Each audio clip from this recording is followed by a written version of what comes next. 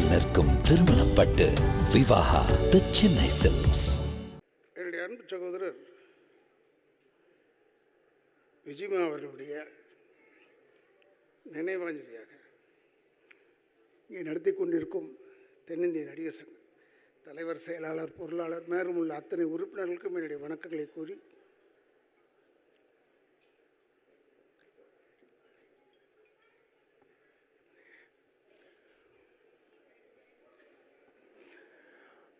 நானும்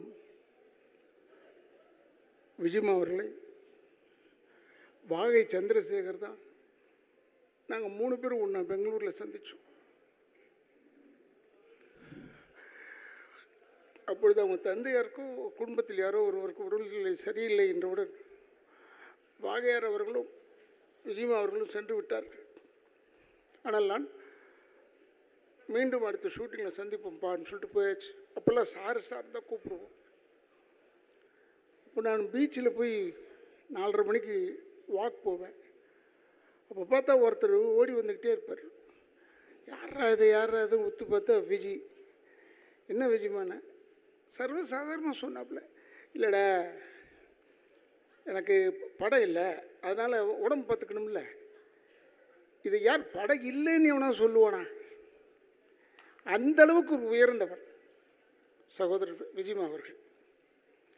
இப்போ கூட ஒரு பிள்ளைங்கள்லாம் வந்திருக்காங்க, எனக்கு ரொம்ப பெருமை. அந்த அம்மா இருந்து இவ்வளோ தூரம் நல்லா ஆர்கனைஸ் பண்ணாங்க, அதுவும் பெருமை தான். இதெல்லாம் ஒன்று நான் எதிர்பார்க்கவில்லை.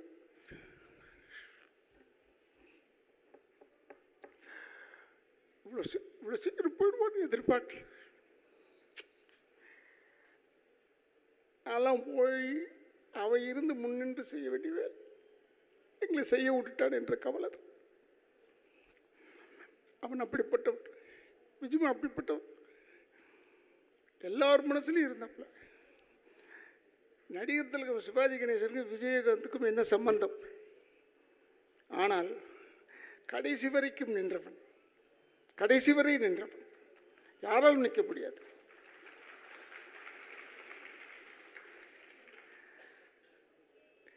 ஒரு இரங்கல் கூட்டம் போடணும்னா முதல்ல வந்து நிற்பப்பில் படாது.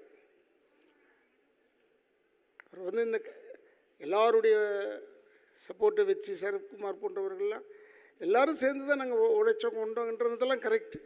இருந்தாலும் தலைமைன்னு ஒன்று தாங்கணும் பாருங்கள், அதற்கு தகுதியானவன் விஜயகாந்த்.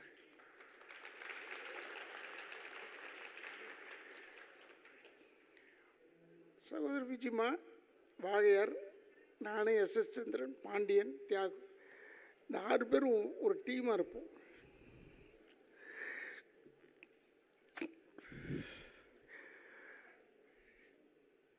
ஏதோ இருக்கிறவர்களை வைத்து சந்தோஷப்பட்டு கொள்ள வேண்டிய. நான்லாம் நினச்சது அப்படி தான், இவன் இருக்கான் நம்ம பார்த்துக்குவான். அதனால தான் தியாகு எழும்போது கூட இப்போ நான் யார்கிட்டடா போவேன் கேட்பேன்னு சொன்னேன். அந்தளவுக்கு ஒரு நட்பு பாசத்தோடு இருந்தவர்கள்.